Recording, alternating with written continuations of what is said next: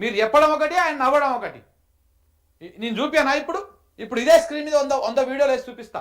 రైతులు ఎట్లా గోస పడతా ఉన్నారు, ఏ రకంగా ఇబ్బందులకు పడతా ఉన్నారు, ఈ చేతగాని దద్దమ్మ సర్కారు వల్ల ఎట్లా గోస పడతా ఉన్నారో చూపిస్తా. ఒకసారి చూడండి, మీకు చూస్తే కానీ అర్థం కాదేమో. ఇగో ఇది కళ్ళకు కనపడతలేదా రఘునందన్ రావు గారు?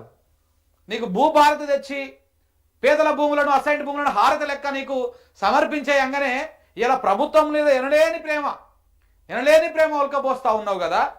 మరి ఇది మీకు కనపడతలేదా?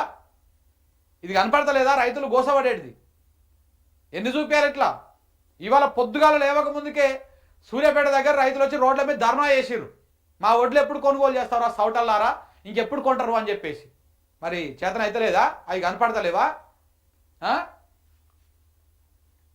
ఈయనగా నీతులు చెప్తున్నాడు చూడండి.